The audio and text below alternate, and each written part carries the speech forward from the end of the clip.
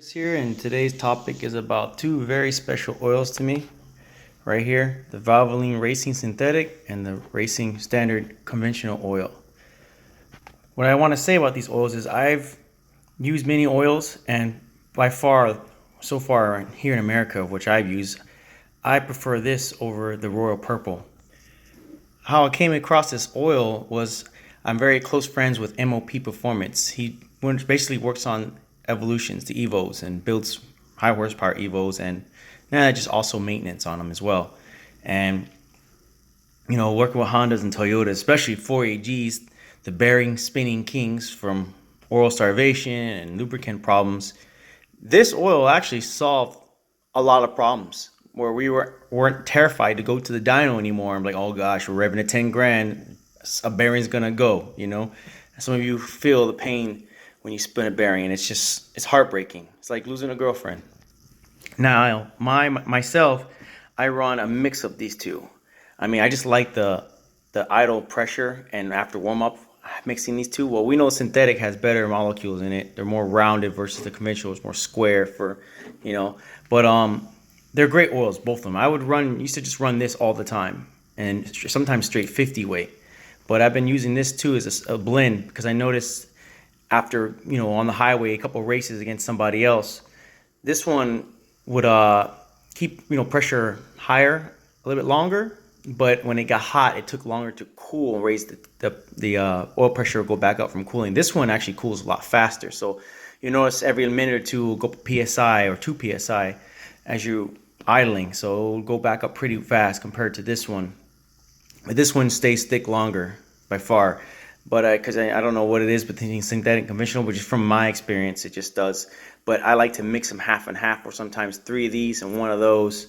And it seems pretty thick to run that kind of oil. But I live in a hot climate, and even in cold climates, if it's cold season around here, if it gets a little cold, which maybe 50 degrees the most in Florida, I would run, the 20W50 synthetic because it pours a lot easier. This is a little more like a honey, which I really love this oil. Don't get me wrong. I love that oil with all my heart because this brand right here has stopped a lot of issues with my car and other cars as far as lubrication and viscosity dropping and stuff. We don't have emissions in Florida, so who cares about catalytic converter emissions? So we all want to go fast. Come on, let's face it. We're all racers. We want to go fast, and we don't care about emissions. Now, I'm not saying don't care about emissions. You have to care about emissions where you are. But if you guys do have this oil around or don't have any racing oils and you have access to ordering it online, do so. It's really great. I recommend this oil because of the guys at the Evo shop. They use this oil, and it gave them less problems as well. And now that this oil has become very popular, it's very hard to find the shelves in some of the stores around here because all the race guys come and buy it up. So, you can get it online if you can't get it at your local store. Now, it does have high zinc, like it says. It's very good. If you could feel the oil in your hand, the texture, versus regular motor oil, you can kind of feel your skin and slippery. But with this oil, when you feel in your skin, it's like honey. It's like very slippery. So, you have an idea that when the crank comes in contact with the bearing, it does provide a protection like a foam or a slippery layer, so it doesn't rub against the crank so much, even under really high temperatures.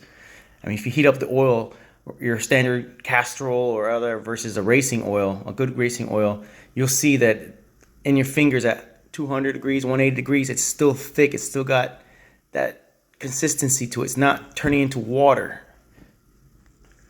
Now, as far as me, I'm done with 4AGs. I just didn't have good luck with them. Me and many friends of mine in Texas, big boys, a lot of people were going 7AG. Some of us just, I don't know if it's Jamaican juju. We don't know what it is, but we just all starting to hate 4AGs.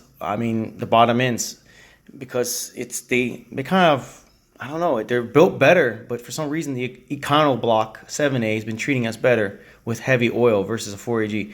But the 4AG needs a lot of attention. It does have oil starvation problems. Even the 7A at high RPM, you need the oil slump kits or whatever. So those are important to have. But a lot of us can't afford $1,500 oil slump kits and getting rid of the oil pan and having those fancy what I'm talking about. So It's just some of us just have to use what we have. Like me, I don't have a dry slump. I have a regular oil pan like everybody else, and uh, I run 4.5 quarts. You know, because of a 7/8 pan. I think the 7/8 pan is a little bit bigger, so I don't think it has as much problems. But I could be wrong. But I run a little bit more oil, and I haven't had any oil starvation issues so far. I mean, I take my bearings apart once in a blue moon because I'm constantly beating on it racing. No problems with this oil. Just a normal wear if something happens, but other than that, no issues. I do run stock Toyota bearings, so that's probably one reason why I'm very like picky of the oil. I won't use any other oil anymore. Okay, I'm done ranting. Some of you guys are probably like, okay, it's enough talk about oil.